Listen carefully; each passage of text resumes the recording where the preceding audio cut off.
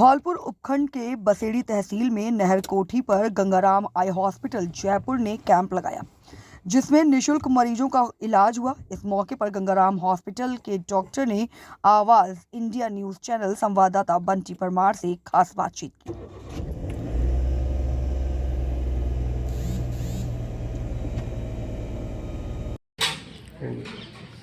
आज मैं बंटी परमार रिपोर्टर धौलपुर के बसेड़ी उपखंड के नहर कोठी पर हूँ। यहाँ पर एक भव्य पुण्य का कार्य हुआ है, जहाँ गरीब लोगों की आँखों की समस्याएं थी, उनके लिए डॉक्टर साहब पधारे हुए हैं और यहाँ के आयोजन के प्रभारी बहराज परमार जी हैं। उनको हम पूछने की कोशिश करते हैं कि परमार साहब, बहराज जी मेरे साथ हैं, क्या मामला है और कैसे आपने ये चिन्हित किया कि यहाँ पर कार्यक्रम होना चाहिए? देवी माँ की कृपा से जो गरीब लोग हैं और जिन्हें धुंधला दिखता है, ऐसे लोगों का ऑपरेशन के लिए बुलाया गया और शंकर आई हॉस्पिटल जयपुर के सहयोग से उनका ऑपरेशन किया जाएगा।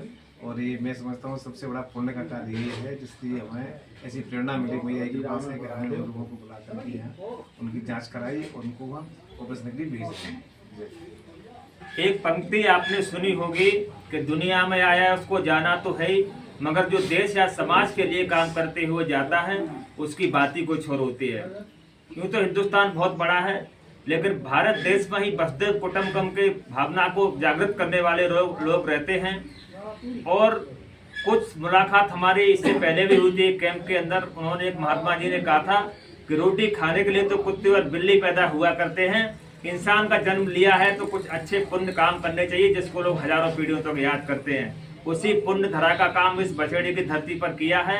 मैं बसेड़ी की धरती से सभी पधारे हुए जयपुर के सभी स्टाफ गणों का, पीछे सम्मानित छात्र खड़ी हुई हैं इसी धर्मार्थ हॉस्पिटल के, उनका भी मैं अपनी तरफ से पूरे धौलपुर वासियों की तरफ से बहुत बहुत वंदन करता हूं, इनका बहुत बहुत अभिनंदन करता हूं। हमारे बीच में डॉक्टर साहब मौजूद हैं।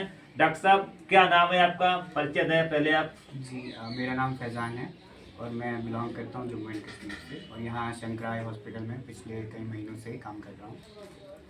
तो हमारे कैंप्स लगते रहते हैं, बहुत सारे कैंप्स लगते हैं डिफरेंट जगहों पे।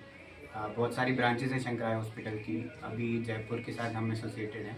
तो जो जयपुर के फार फ्लंग एरियाज़ हैं, बहुत मतलब दूर दूर वाले एरियाज़ हैं, जिनके लिए ट्रीटमेंट करना थोड़ा डिफ़िकल्ट रहता है, वैसे ऐसे एरियाज़ में हम लोग कैंप लगाते हैं और कैटरैक्ट यानी मोतियाबिंद का इलाज फ्री ऑफ कॉस्ट मतलब मुफ्त में कराते हैं।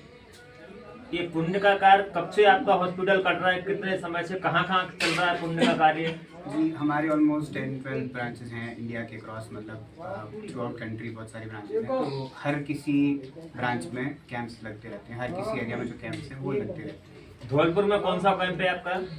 कैटरैक्ट का ही है, कैटरैक्ट सिलेक्शन कैंप। कौन सी बार, कितनी बार किया है आपने? मेरा तो पर्सनली फर्स्ट टाइम है, शायद पहले भी हुआ हो, इसके लिए मेरे को अवेयरनेस। आपको कैसा लगता है? पुण्य का कार्य है, दुनिया तो अपने लिए जीती, आप दूसरों के लिए जी रहे हैं। देखिए, पुण्य करके तो सबको अच्छा ही लगता है, ये तो बताने वाली बात है। बहुत अच्छा लगता है मतलब लोगों की सेवा करके। और आपके माध्यम से भी मैं यही कहना चाहूँगा लोगों को कि आ जाओ, ऐसे ऐसे कैंप्स में आओ। क्योंकि लोग में क्या रहता है कि एक मिथ रहती है कि अगर ऑपरेशन कराएंगे तो ऐसा होगा वैसा होगा, आँख चली जाएगी, ठीक नहीं रहेगा। लेकिन ऐसा कुछ नहीं होता है। ट्रीटमेंट कराओ, जितना जल्दी हो सके ट्रीटमेंट कराओ, आँखों की जांच कराओ, मतलब लेंस डलेगा, जो भी होगा आपकी आँखों में बढ़िया रहेगा, एकदम अच्छे से देख पाओगे।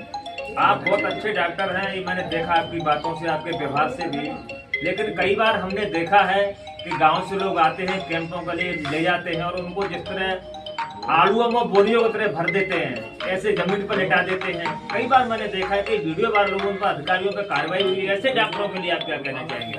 ये तो पहले अगेंस्ट एथिक्स है, ये बहुत गलत बात है। पता है कि वो लोग एफर्ट नहीं कर पाते, थोड़े से मतलब लो क्लास पीपल है, मतलब लो क्लास बोलना अच्छी बात नहीं है, लाइक मतलब उनका पैसे उनके पास नहीं है, कोई रीज़न है, तो उसकी वजह से उसका मतलब ये नहीं है कि हम उनको मतलब डिफरेंट ट्रीट करें। हर कोई बराबर है, हर किसी का जो लेवल है वो बराबर है हमारे लिए। ऐसा नहीं है, ऐसा होना भी नहीं चाहिए और ना हमारे हॉस्पिटल में ऐसा होता है और ना आगे होगा। हमारे हॉस्पिटल में बेड्स प्रोवाइड किए जाते हैं, सेपरेट बेड्स होते हैं हर किसी पेशेंट के लिए। कम्युनिटी का ज़्यादा वर्क रहता है, कम्युनिटी के लिए हमारे हॉस्पिटल में अलग से बेड्स हैं और जो वैसे पेइंग पेशेंट्स आते हैं उनके लिए भी अलग से बेड्स हैं।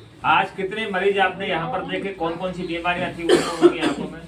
मोस्टली तो हमारा कैटरैक्ट ही रहा, कैटरैक्ट मतलब मोतियाबिंद ही रहा, लेकिन किसी किसी केस में क्या रहा कि मांस बढ़ने वाले केसेस भी हैं जिनको हम टेरिज्म कहते हैं, वो वाले केसेस भी बहुत सारे थे। तो जो हम सेलेक्ट करके लेके जाते हैं वो कैटरैक्ट वाले होते हैं। बाकी जो मांस कटाने वाला यानी टेरिज्म वाले केसेस होते हैं उनमें हम क्या करते हैं कि उनको एक कार्ड देते हैं बना के, उस पर लिख के लेते हैं RBH मतलब होता है रेफर टू बेस हॉस्पिटल, यानी उनको खुद से वहाँ आना पड़ेगा और वहाँ उनका ट्रीटमेंट जो है।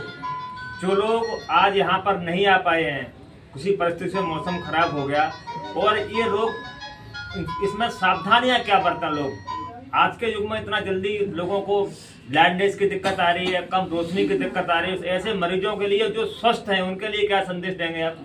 स्वस्थ तो देखिए, जो अब ठीक है, चश्मा लगाने से लोग मना करते हैं, लोगों को लगता है कि चश्मा लगाना ठीक नहीं है हमारे लिए, बट ये है कि अगर आपका चश्मे से ठीक दिख रहा है तो चश्मा लगाओ, इसमें कोई गलत बात है नहीं। ये बढ़िया रहता है कि मतलब चश्मा फर्स्ट ऑप्शन तो हमारा चश्मा रहता है, ठीक है। स्पेक्टिकल से अगर आपका करेक्शन हो रहा है विजन में, आपका विजन ठीक लग रहा है तो स्पेक्टिकल प्रेफर करो।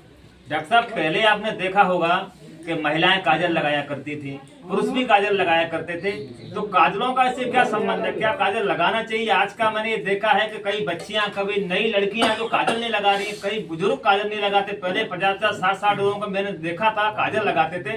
क्या काजल के लिए क्या कहना चाहेंगे आप? देखिए, काजल में ऐसे होते हैं, बहुत सारे केसेस होते हैं जो काजल की वजह से इन्फेक्शन हो जाती है, तो वो रिएक्शन होती है। अब ऐसा नहीं है कि हर किसी केस में होगा, हाँ जो ज़्यादा यूज़ करते हैं, रेगुलर यूज़ करते हैं, तो हो सकता है कि इन्फेक्शन के चांसेस रहते हैं।